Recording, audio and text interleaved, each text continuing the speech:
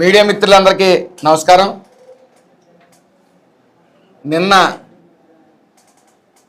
July 11వ తారీఖున పేరు నాని ఒక వైసీపీ కార్యక్రమంలో మాట్లాడుతూ లోకేష్ గాడు అని సంబోధించడం జరిగింది. ఒరే పేరు నాని, లోకేష్ గాడు ఏంట్రా గాడిద, అచ్చోసిన ఆంబోతుల తయారయ్యి వయసు వచ్చి కూడా నీకు బుద్ధి లేకుండా ఉంది. ఏం మాట్లాడుతున్నావో నీకు కానీ నీ అధినాయకుడికి కానీ తెలియట్లే. అధినాయకుడు ప్రెస్ ముందుకు వచ్చి రపరపా నరికేస్తే తప్పేముంది అని అంటాడా? దాన్ని నువ్వు సమర్థిస్తూ సరదాగా అన్నాడంటావా? గతంలో ముఖ్యమంత్రి చేసిన వ్యక్తి సరదాగా రపరపా నరికేస్తే తప్పేముందంటారా? దాన్ని నువ్వు సమర్థింతావా గాడిద? అసలు ఏం మాట్లాడుతున్నారో మీరు ప్రెస్ ముందుకు వచ్చి కానీ కార్యకర్తల ముందుకు వచ్చి కానీ మీకు అర్థమవుతా ఉందా అని అడుగుతా ఉన్నాను. ఫ్యాక్షనిజంలో నీకు 25 ఏళ్ళ అనుభవం ఉందా? కింద కార్యకర్త ఏదో మాట్లాడుతాను నీకేం అనుభవం ఉందా? నాకు 25 ఏళ్ళ అనుభవం ఉందంటావా? రాత్రి కన్ను కొడితే నరికేయాలా, పొద్దున పలకరింపులకి వెళ్ళాలా?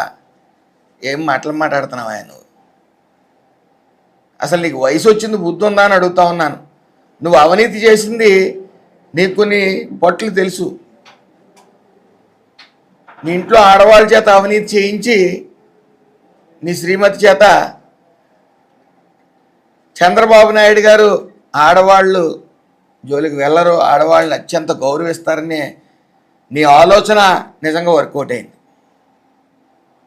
అలాగే గత ఎలక్షన్లో నువ్వు పోటీ చేస్తే 1,00,000 పైచీలకి మెజార్టీతో ఓడిపోతావని తెలిసి మరి జగన్మోహన్ రెడ్డి నీ కొడుక్కి ఇచ్చాడు సీటు.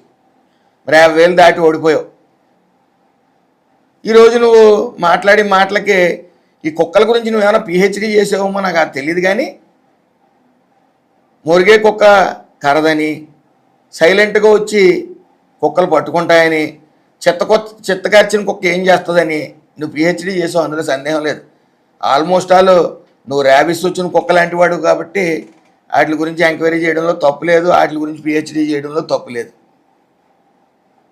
ఏం మాట్లాడుతున్నాం మనం ప్రజల మధ్యకి వచ్చి అనేది కొద్ది జ్ఞానంతో ప్రవర్తించాలి.